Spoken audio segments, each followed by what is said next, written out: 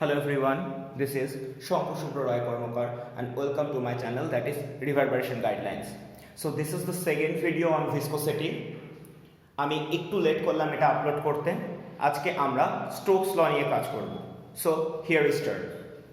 Actually আমরা যতদিন Newton পড়েছিলাম আমরা জানতাম প্রত্যেকটা অবজেক্ট যারা ফ্রি ফল তারা গ্র্যাভিটেশনাল অ্যাক্সিলারেশনে পড়ে। দ্যাট ইজ আমরা যদি ধরে নিই যে আমরা একটা অবজেক্টকে একটা সার্টেন হাইট থেকে ফেলে দিচ্ছি, তাহলে অবজেক্টটা অবভিয়াসলি গ্র্যাভিটেশনাল অ্যাক্সিলারেশনে পড়ার কথা, ফলে ইচ অ্যান্ড এভরি মোমেন্ট তার ভেলোসিটি বাড়বার কথা।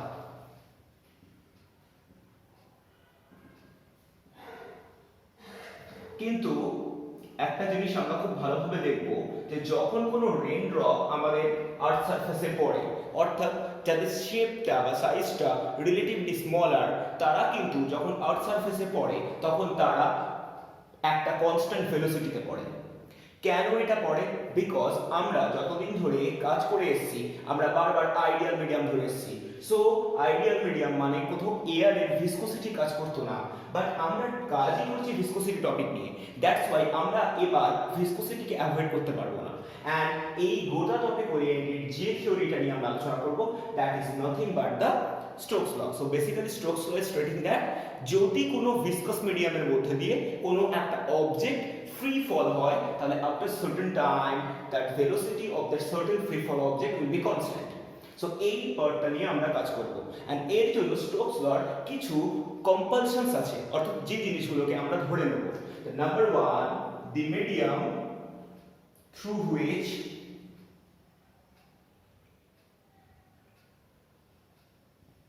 the object is falling freely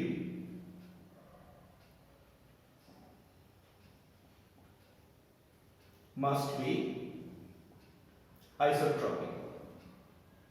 That is, the density of that certain medium must be constant. Number B, the medium must be expanded up to infinity. That means আমরা যখন ধরে নেব যে rain drop পড়ছে তখন এয়ারটা through out সব জায়গায় equally distributed and এর expansion up to infinity. Number 3, the object which is falling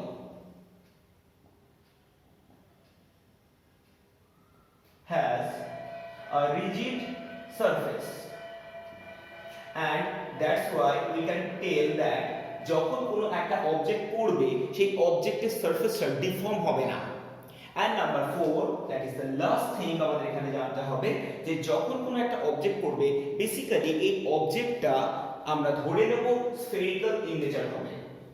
the shape of the object which is falling is considered as spherical in nature. So these are the concepts from where the Stokes law is going to be generated. So we are going to implement the logical part now. When an object is falling freely through a viscous liquid of coefficient of viscosity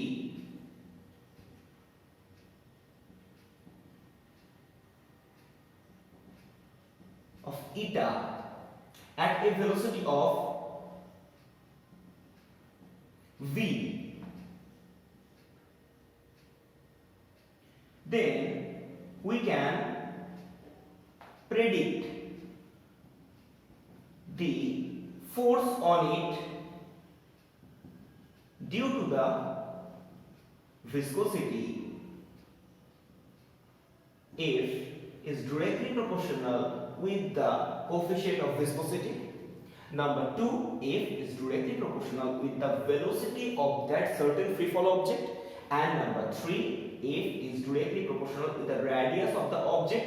And we have told that the object must be spherical in nature. That's why it has the radius of r. So applying the law of variation, we can write this is eta VR a proportional to. So now if we eliminate the proportional sign, then 6 pi constant is going to be implemented and this will be 6 pi eta VR, and that is the total logic of the viscous force due to the Stokes law. Now we are going to implement the proper logic with the force and the viscous force. We have just told that an object which is moving downward, and if the radius of the object be r,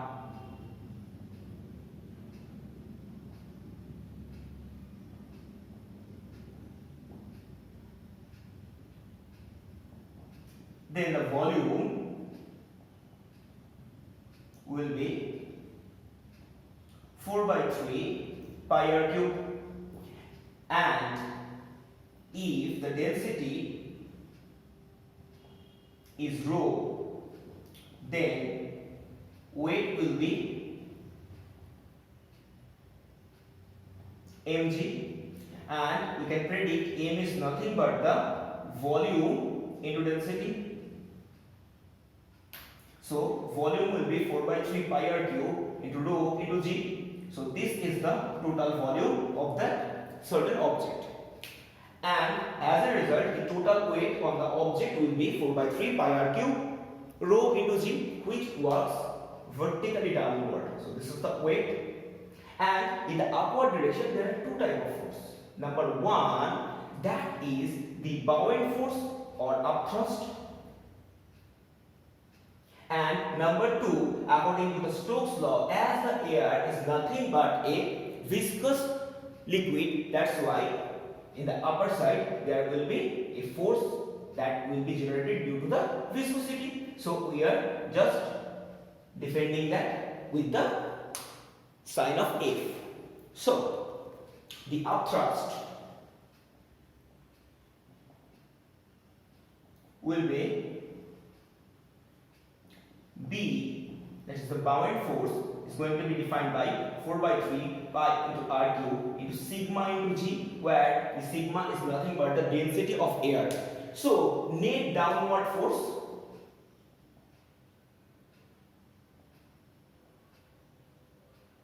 that will be 4 by 3 pi r cube into rho into g minus 4 by 3 pi into r cube into sigma into g.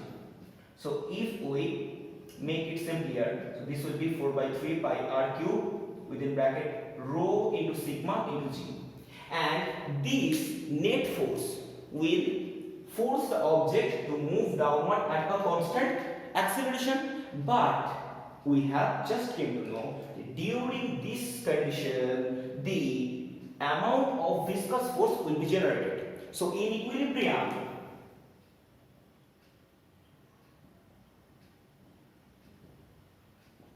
the force generated from the Stokes law, that is due to the viscous force 6 by eta rv, will be ditto equal with 4 by 3 pi into r cube rho minus sigma into g, that is the net force after we have just eliminated the bowing force.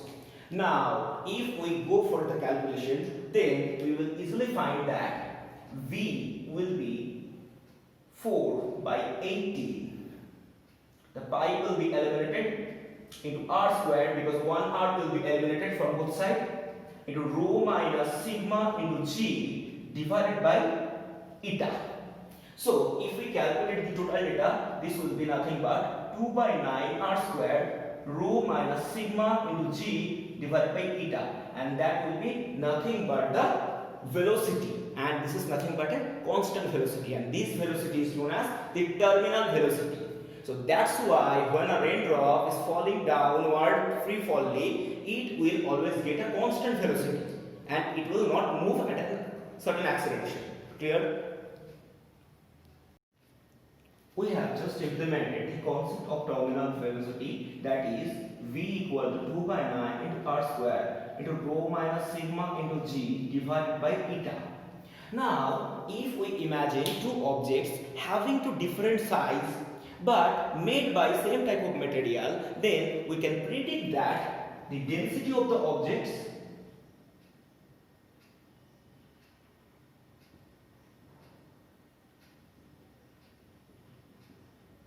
that is rho is constant.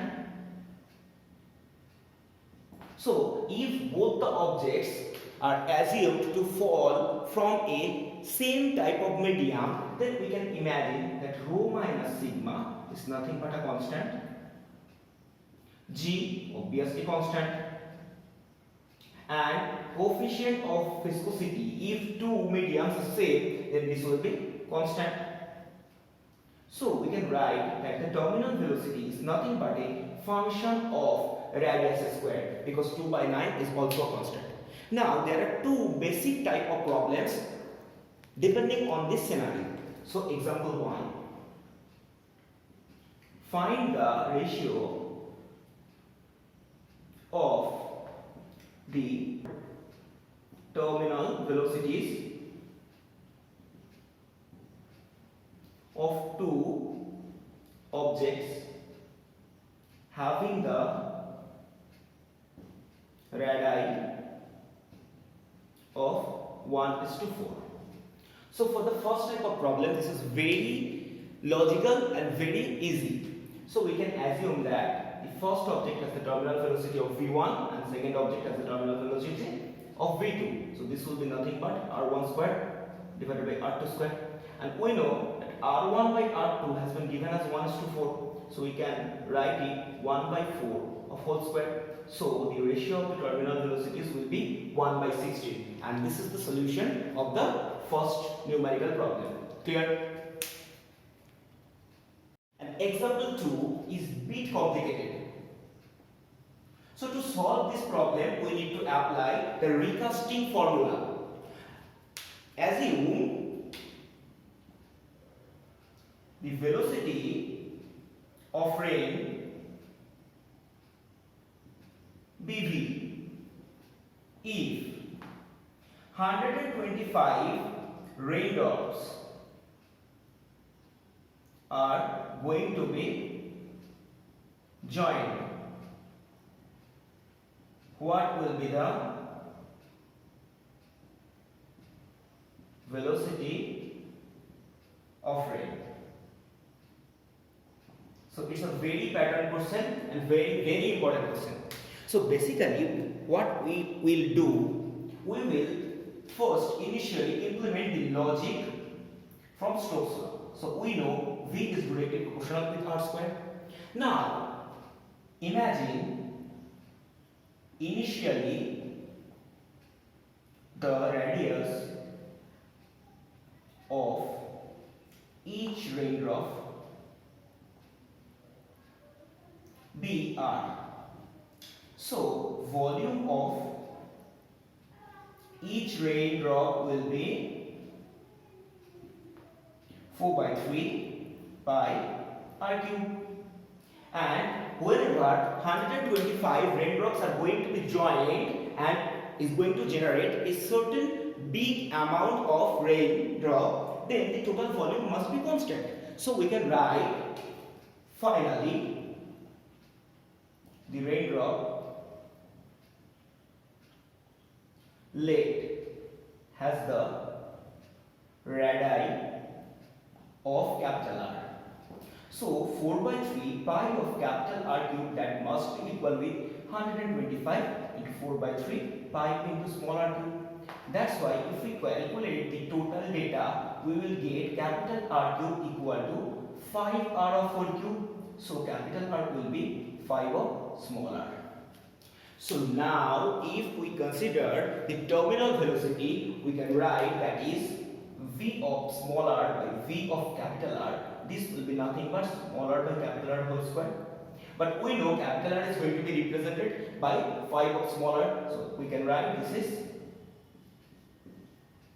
And now we can write that V of capital R equal to 25 of the V of small r, and that was the velocity of each raindrop initially. So the velocity of the raindrop will be 25 times the initial if 125 water droplets are going to be joined to form a big new raindrop. Clear? The second last part of the day, that is nothing but the Bernoulli's theorem. So Bernoulli's theorem is basically working on the streamlined fluid and that must be an ideal one. So যদি একটা ideal streamlined flow হয় তাহলে a certain volume the total amount of pressure plus potential energy plus kinetic energy is constant. Clear? So we can write that the total amount of pressure, that is P, potential energy, that is mgh, and kinetic energy, that is half mv square, is nothing but a constant. Now আমরা যদি এই পুরো ডেটাটাকে mg দিয়ে divide করে দিই তাহলে কি হবে? So this will be P by mg, this will be h, and this will be v square by 2g, and this will be again constant. Clear? এবার আমরা একটা কথা বলেছি যে আমরা কিন্তু এই পুরো ডেটাগুলোকে ইউনিট ভলিউমে কনসিডার করছি। সুতরাং ইউনিট ভলিউম যদি হয়ে থাকে, so for unit volume the mass will be m is nothing but v into rho, but unit volume में v কত 1, that's why এই পুরো ডেটা কি হয়ে যাবে m is nothing but rho। তাহলে তাই যদি হয় তাহলে আমি এই ডেটাতে কি বসাবো p divided by rho g plus h plus v square by 2g will be constant. Clear? এই p by rho g এই পুরো কথাটাকে আমরা বলি pressure head. So this is nothing but pressure head. Clear? h কে বলা হয় elevation head, and the third part, that is v square by 2g, this is nothing but the velocity head. So এই তিনটে টার্মকে আমরা একটু ভালোভাবে জানবো, and that's all about Bernoulli's theorem. Do remember class 11 এর যে টপিক আমরা পড়ে এসেছি প্রত্যেকটা টপিক আমাদের এখানে লাগবে, বিকজ এখানে প্রচুর থিওরিটিক্যাল পার্ট থেকে কোশ্চেন আসে। এই ক্ষেত্রে নিউমেরিক্যাল পার্ট প্রায় নেই, বেশিরভাগ প্রশ্নই থাকবে থিওরিটিক্যাল পার্ট থেকে। Clear? The last part of the day, that is the ventrimeter. I can't remember, আমার মনে হয় এটা আমি ক্লাস 11 এ তোমাদেরকে রেগুলার ক্লাসে পড়িয়েছিলাম, বাট স্টিল আজকে আমরা এটা আরেকবার দেখে নেব, বিকজ এখান থেকে নিটে 2016 এ কোশ্চেন এসেছে, 14 এ কোশ্চেন এসেছে। Right, so ventrimeter is nothing but an instrument which is applicable to measure the rate of flow of fluid if it follows the ideal and streamlined flow. So basically এটা দিয়ে আমরা যেটা measure করতে পারবো সেটা rate of flow কে। দেখ এই ventilator সিস্টেমে মোট দুটো সাইজ থাকে। বেসিক্যালি একটা হচ্ছে সাপ্লাই আর এটা হচ্ছে আউটপুট। সো এটাকে আমি নাম দিতে পারি সাপ্লাই, আর এটা হচ্ছে আমার আউটপুট। এবার খুব ভালোভাবে দেখ এই সাপ্লাই এর cross sectional area, that is এই পুরো সার্টেন এরিয়া, এটা যদি আলফা হয় এবং এর যদি আউটপুটের ক্রস সেকশনাল এরিয়া বিটা হয়, তাহলে আমি আমার ছবি থেকে বলতেই পারবো যে alpha is greater than beta. তার মানে এই জায়গায় বেশি অ্যামাউন্ট অফ ফ্লুইড ইমপ্লিমেন্টেড হচ্ছে, কিন্তু সেম অ্যামাউন্ট অফ ফ্লুইড এইটা দিয়ে যাচ্ছে, তাহলে রিলেটিভলি কম স্পেসে যাচ্ছে। তাহলে আমরা একটা জিনিস অলরেডি জানি যে যত অ্যামাউন্ট ফ্লুইড ঢুকবে, that is alpha into v1, সেই অ্যামাউন্ট অফ ফ্লুইড এটা দিয়ে যাবে, that is beta into v2। So আমি এটা লিখতে পারি alpha by beta, that is v2 by v1। তার মানে আলফা যদি বিটার থেকে বড় হয়ে থাকে তাহলে অবভিয়াসলি v2 টা v1 এর থেকে বেশি হবে। দ্যাটস ওয়াই এই আউটপুট সাপ্লাইতে যে ভেলোসিটি আছে, এই আউটপুট সাপ্লাই এর ভেলোসিটি অবভিয়াসলি ইনপুট সাপ্লাই এর ভেলোসিটির থেকে অনেক বেশি। তাহলে আমরা বলতে পারছি যে এই জায়গার ভেলোসিটি রিলেটিভলি বেশি। তার মানে আমি বলতেই পারি যে output has the more kinetic energy, input has the less kinetic energy. Clear? এখন এই পাইপটা পুরো স্ট্রাকচারটাই একটা গ্রাউন্ডেড পার্ট থেকে সেম হাইটে আছে। তাহলে দুটোই যদি সেম হাইটে থেকে থাকে তাহলে আমরা বলতে পারি কি দুটোরই পোটেনশিয়াল এনার্জি সেম। তাহলে বার্নৌলিস প্রিন্সিপাল একটু আগে কি বলেছিল? বার্নৌলিস প্রিন্সিপাল বলেছিল যে একটা আইডিয়াল স্ট্রিমলাইন ফ্লোতে একটা সার্টেন ভলিউম অফ ফ্লুইডের ক্ষেত্রে আমরা ডাইরেক্টলি বলতে পারি যে total amount of potential energy plus kinetic energy plus pressure must be constant. That's why আমি লিখতে পারি এই পয়েন্টে P by rho g that plus এর height that is h plus v1 square by 2g that must be equal with a point of pressure that is P2 by rho g plus h plus v2 square by 2g that must be equal। কারণ দুটোরই height same হওয়ার জন্য দুটো জায়গায় h টাকে আমি equal লিখেছি। তাহলে আমি দুপাশ থেকে h টাকে যদি এলিমিনেট করে দিই তাহলে আমার কাছে এখানে কি পড়ে থাকছে? This is nothing but P1 by rho g plus V1 square by 2g that is equal to P2 by rho g plus V2 square by 2g. So this is my actual data that I need to fetch. But একটা জিনিস তো আমরা একটু আগে বুঝিয়েছিলাম যে V2 is genuinely greater than V1, তাহলে আমি বলতেই পারি যে V2 square by 2g that is genuinely greater than V1 square by 2g। তার মানে আমি যদি বলি যে এই পয়েন্টে velocity v1 this is less than এই পয়েন্টের ভেলোসিটি v2, তার মানে এইখানকার যে প্রেসার আছে that is p1 must be greater than এই পয়েন্টের প্রেসার যেটা p2। এটা obviously সেম। তাহলে আমি এখান থেকে দুটো পয়েন্টের প্রেসারটার ভ্যালু বের করব that is p1 by rho g minus p2 by rho g. This will be nothing but v2 square by 2g minus v1 square by 2g. So this is my actual data. এবার আমি প্রথমেই বলেছিলাম এই কনস্ট্রাকশনটা এরকম ভাবে একটা logically থাকে যে এইখানে একটা এক্সট্রা টিউব আছে, এখানে একটা এক্সট্রা টিউব আছে। এই টিউব দুটো বেসিক্যালি কি করছে? যেহেতু এই পয়েন্টে ভেলোসিটি কম তাহলে এই পয়েন্টের প্রেসার বেশি, এবং কতটা প্রেসার আছে এখানে? এইখানে প্রেসার আছে। h1 হাইটে ফ্লুইড উঠে আছে, তাহলে h1 হাইটে ফ্লুইড উঠে থাকা মানে এইখানে যে প্রেসারটা তৈরি হচ্ছে দ্যাট ইজ ইউনিট ভলিউম হিসেবে যদি আমি কনসিডার করি তাহলে সেই ইকুয়েশন কিরকম করে হবে না? আমরা জানি যে প্রেসার আমি যদি এখান থেকে রো জি কে কমন নিয়ে নিই তাহলে উপরে পড়ে থাকবে p1 মাইনাস p2। ক্লিয়ার?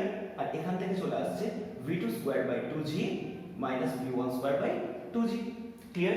এবার আমরা এই p1 মাইনাস p2 এই ডেটাটাকে আমি কি হিসেবে লিখতে পারি? এই p1 মাইনাস p2 এই কথার অ্যাকচুয়াল মানে হচ্ছে এই দুটো পয়েন্টের প্রেসারের ডিফারেন্স।